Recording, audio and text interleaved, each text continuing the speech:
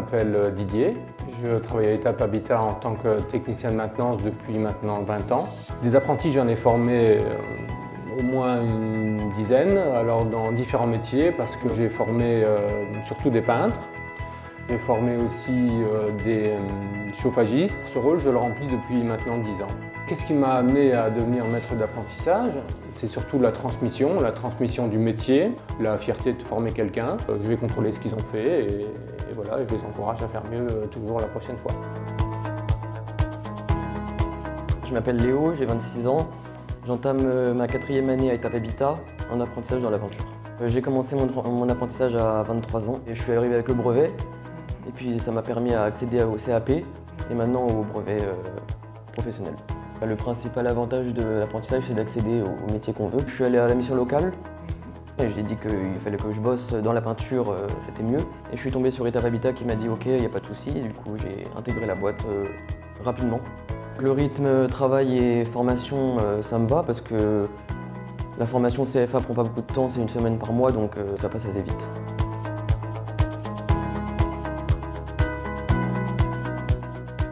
On a suivi une formation spécifique sur 2 jours pour devenir maître d'apprentissage. Le rythme travail-formation est bien adapté. On le fait en même temps. On travaille et on forme en même temps puisque l'apprenti est à nos côtés. Ça fait déjà 3 ans que je fais ça et Aruna est mon 2e apprenti. Selon les besoins de l'entreprise, où il est avec moi et il travaille à côté de moi, et là je lui montre tout ce qu'il faut faire, ou alors il est placé à un autre poste et là c'est quelqu'un d'autre qui lui montre ses tâches. On est quand même valorisé parce qu'on est là pour transmettre notre savoir. La transmission de savoir est le cœur de notre tâche. Au départ, il faut bien connaître son métier pour pouvoir le retransmettre. C'était une opportunité pour moi de rentrer dans le monde du travail. Ils m'ont pris en apprentissage en 2017. J'ai fait une formation de 2 ans et là ils m'ont repris pour 1 année encore. Depuis que j'ai été là, je n'ai jamais eu de soucis au niveau de la formation. J'ai appris beaucoup de choses au niveau de la restauration. Depuis, j'avais un petit souci de financement au niveau de mes études. C'est ce qui m'a poussé à aller dans la formation d'apprentissage, pour que je puisse financer mes études et aller de l'avant.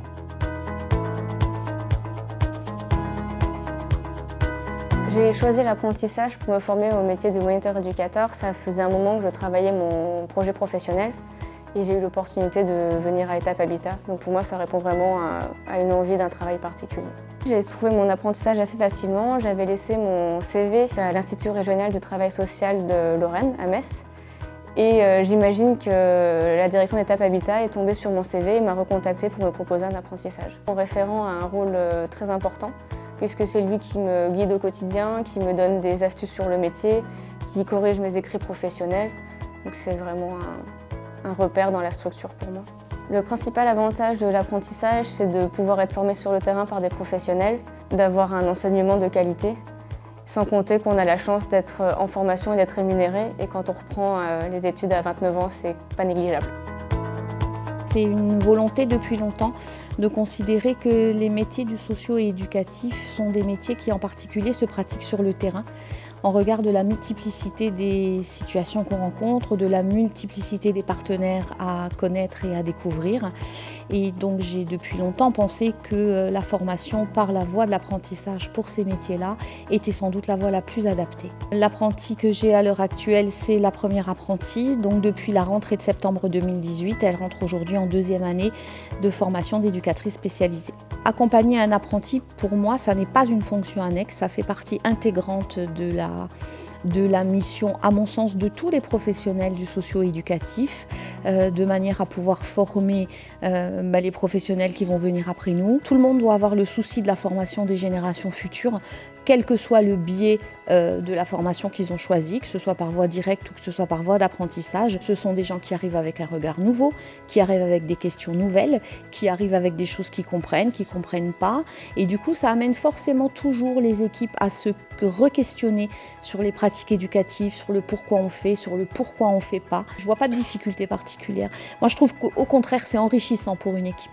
Quand on voit quelqu'un qui arrive, qui a fait un choix de métier, qui est sûr mais sans être sûr, et quand on la voit évoluer, et quand on la voit acquérir des techniques éducatives, et quand on la voit mûrir professionnellement, c'est ça qui est gratifiant et qui est appréciable.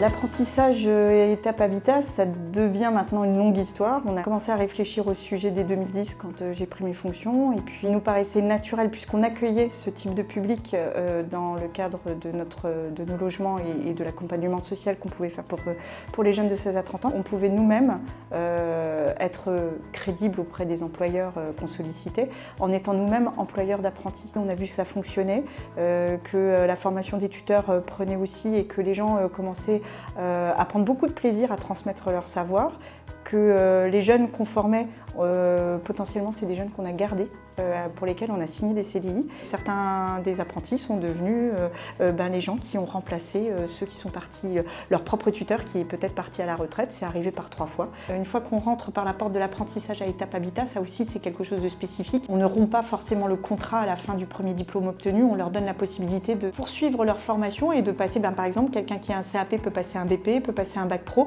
tout en restant en interne à étape Habitat s'il le souhaite. On a réussi à monter une formation sur mesure où à la fois les jeunes peuvent être vus en individuel sur des choses très spécifiques et où ils sont en groupe et où on travaille plus le savoir-être. Chaque maître d'apprentissage a contractualisé par rapport à sa mission et nous avons choisi de créer des lettres de mission dans lesquelles on dit très clairement à partir à partir de quelle date, quel apprenti, pendant combien de temps, qu'est-ce qu'on attend du maître d'apprentissage, donc les missions générales, l'accueil, le suivi du livret, la relation avec le CFA, la relation avec les professeurs, comment ça se passe aussi en interne par rapport à l'employeur.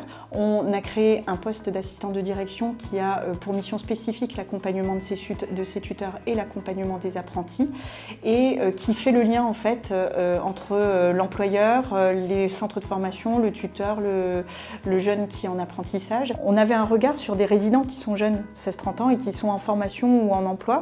Et le fait de les intégrer dans nos propres équipes en tant que salariés, je dirais que ça a élevé le seuil de tolérance.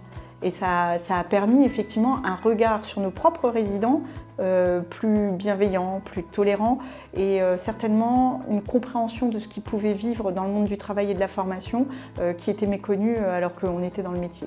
On a vraiment une vision de l'apprentissage en se disant c'est un outil qu'on trouve performant pour former, pour intégrer, ça donne une vision de nos emplois qui ne sont pas forcément visibles, ça les rend plus attractifs. Et il faut voir le système d'apprentissage qu'on met en place. Et si on pense à ça, il n'y a aucun frein à ça, même pas financier, ce n'est que du bénéfice.